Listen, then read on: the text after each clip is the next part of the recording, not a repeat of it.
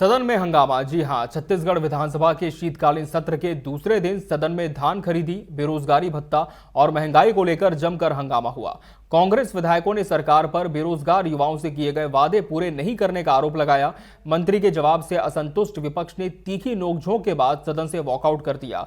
कांग्रेस विधायक लखेश्वर बघेल ने प्रश्नकाल के दौरान छत्तीसगढ़ में बेरोजगार युवाओं को रोजगार उपलब्ध कराने के लिए सरकार द्वारा किए जा रहे प्रयासों की जानकारी मांगी। उन्होंने विशेष रूप से बेरोजगारी भत्ते को लेकर सरकार की वर्तमान स्थिति पर सवाल उठाया। पूर्व मुख्यमंत्री भूपेश बघेल ने सदन में कहा कि सरकार ने बजट में भी बेरोजगारी भत्ते का प्रावधान किया था, फिर भी अब तक इसे लागू नहीं किया गया। उन्होंने सरकार से तत्काल बेरोजगारी भत्ता शुरू करने की मांग की। बेरोजगारी भत्ते के मुद्दे पर पक्ष और विपक्ष के बीच तीखी नोकझोंक हुई। मंत्री के जवाब से नाखुश कांग्रेस विधायकों ने सदन में हंगामा किया और अंत में विरोध दर्ज कराते हुए सदन से वॉकआउट कर गए। तो सदन में काफी ज्यादा हंगामा हुआ और हंगामे के बाद विपक्ष के सदस्यों ने सदन से वॉकआउट कर दिया। ये आज आपको बता दें सदन के दूसरे दिन की कार्यवाही में देखने को मिला है और जो पहला दिन था कल सदन का, उसकी शुरुआत 14 दिसंबर को हुई थी, यानी कि कल, और आज सदन का दूसरा दिन था। आज की कार्रवाई में क्या कुछ हुआ आपको बता रहे हैं कि शीतकालीन सत्र के दूसरे दिन की कार्रवाई में धान खरीदी का मुद्दा जोर शोर से गूंजा। कांग्रेस का कहना है कि सरकार किसानों का धान खरीदने में पूरी तरह से विफल है और जो खरीदी केंद्र हैं उन्हें सिर्फ संग्रहण केंद्र के तौर पर सीमित कर दिया गया है। खरीदी के लिए कहीं और उन्हें जाना पड़ता है और दर दर की ठोकरें किसान खा रहे हैं। ऑनलाइन पंजीयन की जहां तक बात है तो बहुत सारे किसान ऐसे हैं जिनके पास खुद का एंड्रॉइड फोन नहीं है और इसकी गैर मौजूदगी में उन्हें चॉइस सेंटर के चक्कर काटने पड़ते हैं। समय सीमित है, किसान क्या करें, ये बड़ी समस्या उनके सामने खड़ी हो गई है। विपक्ष ने न सिर्फ धान खरीदी के मुद्दे पर सरकार को घेरा, बल्कि एक और अहम विषय जो कि सैनिटरी नैपकिन से जुड़ा हुआ है। जो छात्राएं स्कूल में पढ़ने जाती हैं उनके लिए सरकार ने वेंडिंग मशीन्स लगाई थी जहां से उन्हें सैनिटरी नैपकिन्स मिल सकती थी, लेकिन बताया यह गया है कि वहां पर जो वेंडिंग मशीन्स हैं उसकी स्थिति खराब है और सत्ता पक्ष के विधायकों ने भी कुछ सवाल अपनी सरकार से सवाल है। ये धर्मलाल कौशिक ने, जो कि बिल्हा विधानसभा से भारतीय जनता पार्टी के ही विधायक हैं, उन्होंने महिला एवं बाल विकास मंत्री लक्ष्मी राजवाड़े से पूछा, जिसके जवाब में मंत्री लक्ष्मी राजवाड़े का ये कहना था कि अगर इस तरह की कोई परिस्थिति है तो वो खुद इस पूरे गंभीर विषय की जांच कराएंगी और जानने की कोशिश करेंगी कि अब ये पूरी जो समस्या है वो सुलझ सके और जिस उपयोग के लिए इन मशीनों को लगाया गया है उसके लिए वो कारगर साबित हो सके। दूसरी तरफ सरकार पर बेरोजगार युवाओं को ठगने का भी कांग्रेस ने आरोप लगाया।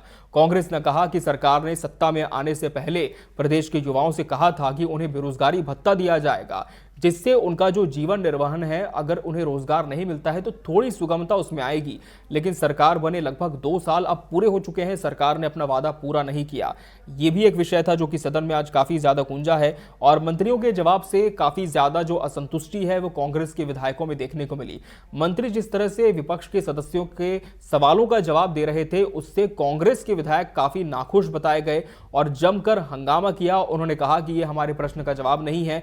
कुछ सवाल में इस तरह के भी जवाब कुछ जवाब में इस तरह के भी सवाल विपक्ष ने फिर से उठाए कि हमने सवाल कुछ और किया था, लेकिन ये जो जवाब दिया जा रहा है ये केवल आश्वासन की नींव पर छोड़ने जैसा जवाब है और इससे हम पूरी तरह से संतुष्ट नहीं हैं। लेकिन आज जो सदन की कार्यवाही दूसरे दिन रही है इसमें क्या कुछ विशेष रहा है, ये जानने के लिए हम सीधा जुड़ जाते हैं हमारे न्यूज एडिटर मोहन तिवारी जी से। मोहन जी, छत्तीसगढ़ विधानसभा की शीतकालीन सत्र की कार्यवाही का आज दूसरा दिन बताया जा रहा है कि सदन के अंदर काफी हंगामा देखने को मिला है, लेकिन सदन की जो चार दीवारी उसके अंदर से क्या अपडेट आई है, किन किन विषयों पर सरकार को घेरा है विपक्ष ने, और यह भी बताया जा रहा है कि मोहन जी की सरकार के ही कुछ विधायक अपनी सरकार से आज सवाल भी पूछते नजर आए हैं।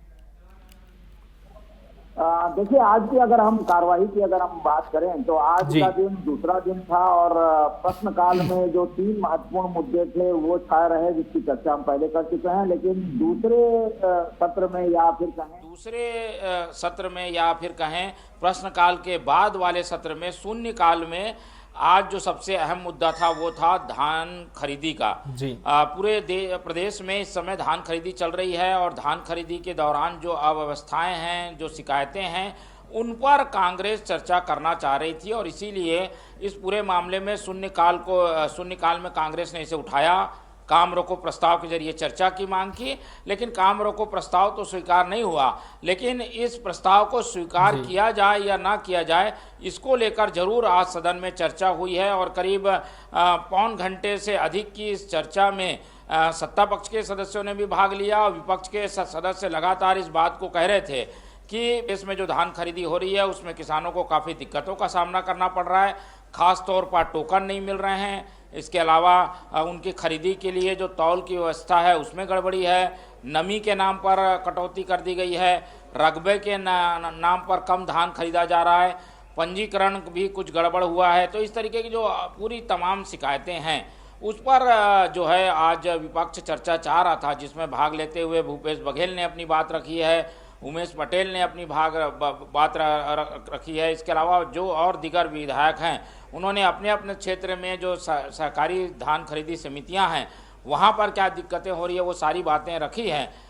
सत्ता पक्ष की ओर से जो जवाब आ रहा था बार बार, उसमें यही आ रहा था कि ऐसी कोई फिलहाल स्थिति नहीं है कि किसान को खासी दिक्कतों का सामना करना पड़ रहा है। इसलिए विपक्ष की ओर से ज़्यादा बातें रखी गई है। सत्ता पक्ष ने अपनी ओर से कोई जवाब ऐसा नहीं दिया है कि उस पर वो संतुष्ट हो सकें। इसलिए चर्चा जरूर इस पर हुई है, लेकिन कोई ठोस इसमें कोई घोषणा हुई हो या कोई ऐसा काम हुआ हो जिससे धान खरीदी को लेकर कोई नया पैटर्न हमें देखने को मिले, नया नियम देखने को मिले, ऐसी स्थिति नहीं है। इसलिए ये चर्चा फिलहाल ग्राह्यता की चर्चा पर ही सीमित रही और इसे अस्वीकार कर दिया गया। इस पर अब आगे चर्चा नहीं हो पाएगी, लेकिन इस मुद्दे को जोर शोर से आज विपक्ष के द्वारा उठाया गया है और अभी अन्य जो सरकारी कामकाज हैं सदन में वो चल रहे हैं, उन पर बातचीत हो रही है। खास बात ये भी है कि बेरोजगारी भत्ते को लेकर आज जो प्रश्नकाल में मुद्दा उठा था उस पर भी लंबी चर्चा हुई और सत्ता पक्ष का ये आरोप था, विपक्ष का ये आरोप था कि सत्ता पक्ष ने जानबूझकर पिछली सरकार के द्वारा जो योजना बनाई गई है, जो कि बेरोजगारी भत्ते से जुड़ी हुई योजना है जी, उस योजना को बंद भी नहीं किया है और उसके तहत जो लोग हितग्राही हैं उनको पैसे भी नहीं दे रही है। यानी जो हितग्राही हैं उनको पैसे मिलने चाहिए और बजट का आवंटन है तो उस पैसे का उपयोग होना चाहिए, ये विपक्ष की मांग थी। तो इन दोनों मुद्दों की गूंज आज सदन में दिखाई दी है।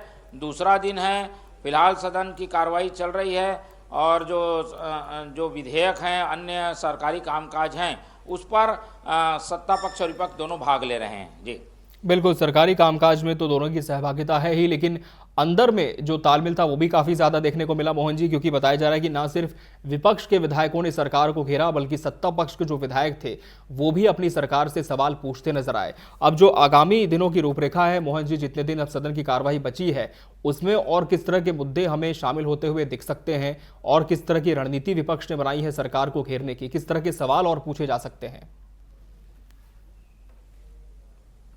देखिए, सत्र काफ़ी छोटा है, 18 तारीख तक का ये सत्र है और एक दिन अतिरिक्त सरकार चाहती है कि इसे और बढ़ा दिया जाए। लेकिन उस दिन वंदे मातरम की जो चर्चा केंद्र में लोकसभा में हुई थी उसी तरीके की चर्चा हो, ऐसा एक प्रावधान रखने की तैयारी है जी। लेकिन विपक्ष उसके लिए सहमत नहीं है। उनका कहना है कि सरकार ये जो मसला है वो लोकसभा स्तर का था या फिर राष्ट्रीय स्तर का था, उसको यहाँ पर चर्चा करके केवल पॉलिटिकल माइलेज सत्ता पक्ष लेना चाहती है, बीजेपी लेना चाहती है, इसलिए ये एक दिन बढ़ाया जा रहा है। लेकिन जो 18 तारीख तक जो 17 तारीख तक सदन चलना है उसके जो गतिविधियां हैं उसके हिसाब से हर दिन एक मुद्दे को विपक्ष उठाने की रणनीति पहले ही बना चुका है अपनी विधायक दल की बैठक में। और कल जो बीजेपी विधायक दल की बैठक थी उसमें ये निर्णय हुआ है कि जवाब बढ़ चढ़ कर दिया जाए, सब एक स्वर में जवाब दें, अलग अलग मतभेद जैसी बातें ना आए। तो विपक्ष जहां तैयार है वहीं सत्ता पक्ष ने भी अपनी जमकर तैयारी की हुई है और हर सवाल का जवाब और होमवर्क करके आने के सबको मंत्रियों को निर्देश हैं। तो दोनों ओर से हमें तैयारियां देखने को मिलेगी और हर दिन एक नया मुद्दा हमें सदन में देखने को मिलेगा। हालांकि अब केवल 2 ही दिन बचे हैं, 2 दिन अलग अलग मुद्दे लेकर विपक्ष सदन में अपनी बात रखेगा। जी निश्चित तौर पर, और विपक्ष की भी पूरी कोशिश होगी कि इस छोटे से सत्र में ज्यादा से ज्यादा जवाब सरकार से ले लिए जाएं सवालों के माध्यम से। बहुत बहुत धन्यवाद मोहन जी आपका हमसे जुड़ने के लिए, इस पूरी खबर पर जानकारी साझा करने के लिए।